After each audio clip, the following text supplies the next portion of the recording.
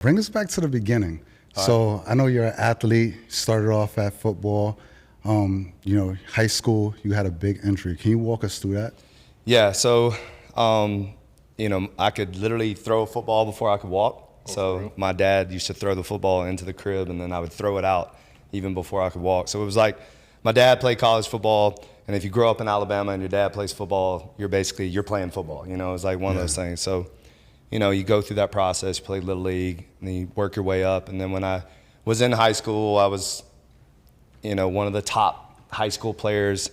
And my junior year was just a real struggle with back pain and like severe back pain. So after the games, I used to have this jacked up Toyota Tacoma truck, with the 15s in the back. Where I don't know if y'all know about how we did it in Alabama, but and I could barely get in my truck after games, and I would sit there and I would be the last person in the parking lot. So imagine high school parking lot, no one around, and I'm struggling just to go home. And so finally I just couldn't take it anymore, and we went to a bone specialist. They told me it was fractured. So I had played 9 games with a broken back. Wow. And so then, they tell you you're never going to play again, you're never going to be the same again.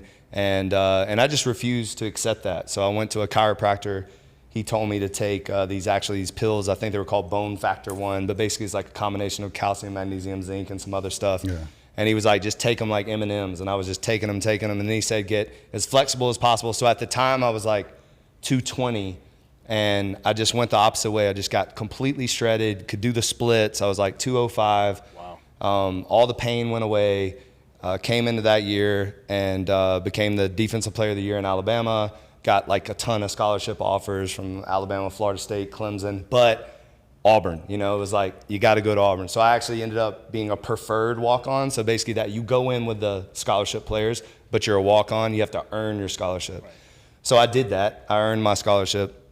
And then, had a fantastic early on career. I was back up to Tikio Spikes, who was, he'll be a future Hall of Famer.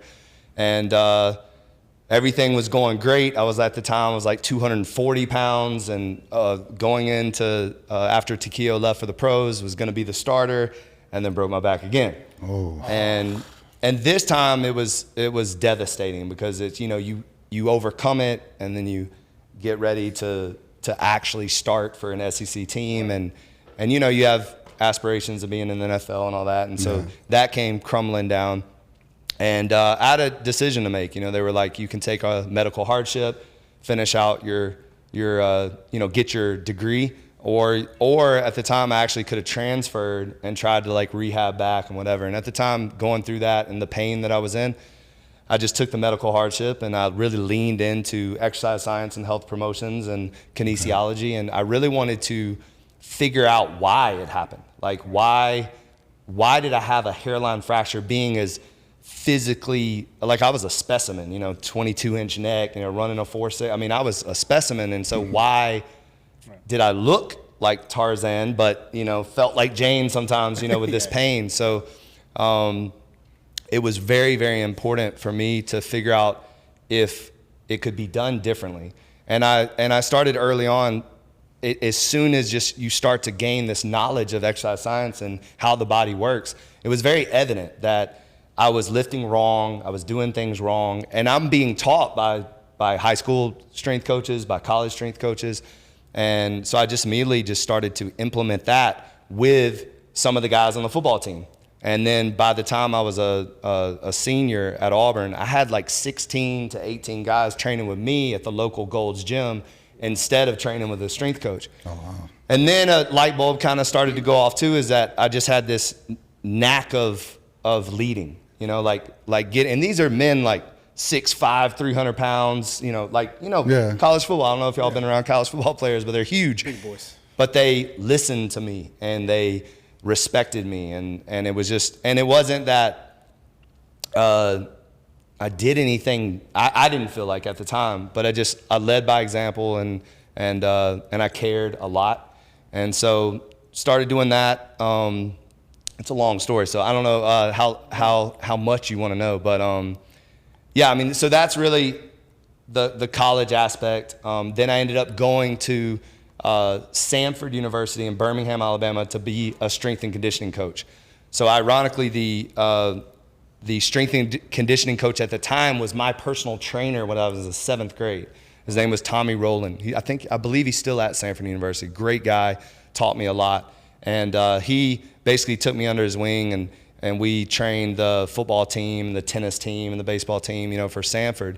And then I started personal training on the side at a place called AC Fitness, which is kind of like a Gold's Gym, a traditional gym. Started training some professional wrestlers, some athletes, regular people, housewives, what have you. And then a buddy of mine called me. He was a model here in Miami, really good-looking black guy, super tall, lean, on all the covers in the magazines, doing his thing as a model. And he was from Birmingham too. Okay. And he calls me up. And he's like, "Hey, if you shave your head," and this is when I had nice blonde locks, right? I had wavy, nice blonde locks, back in the day. But he was like, "I can get you probably a job on Bad Boys 2 as a stunt double, body double." He's like, "You look just like the character they're trying to play." So I shaved my head, I kid you not, like 2 hours later. And I think at the time it had to have been like a Polaroid or something. I don't think we even had the special. You were that motivated to be on the movie? Like, what was it to come to what Miami? was the motivation? So I think that I have always been one to jump at opportunity.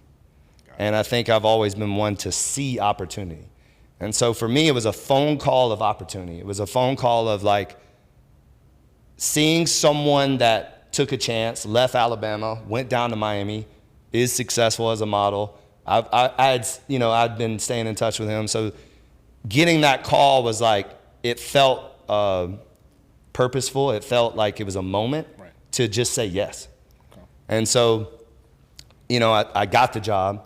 I packed up my Nissan stick shift Maxima with cloth interior and, drove all the way down to Miami. It was like 14 hours or whatever, and or maybe not that long, but it was over 10 hours. And I had $2,000 cash to my name. No money in the bank, no nothing. I was 20 something, in my 20s.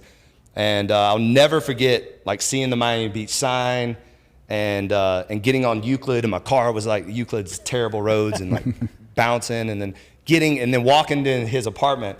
His apartment was like this. Like his apartment was like the three of us. It was a tiny studio apartment. And mind you, he's 6'4", 220 pounds too. So I walked in, I was like, "Oh my God, this is gonna be weird." and it was weird for sure. And got that job. So it was paying like $330 a day. So obviously, that's not that great. So I wanted to have a backup because I knew the movie was only shooting for about 3 months. So he took me to Crunch Gym, and at the time, Crunch was like where everybody trained. Crunch was 13th in Washington, but it not like it is now. Like Crunch was. No, it was the old Crunch. It was a much more exclusive boutique. Exactly. And so Beyonce, Eminem, 50 Cent, Madonna, like everybody worked out there, and it was the place to work out. So I walked in. I'll never forget this little gay guy, Scott Hauser. He sees me, he's like, "Oh my gosh," like that. And I was like, "What's up, man?" And introduced myself, and he's like, "You're hired."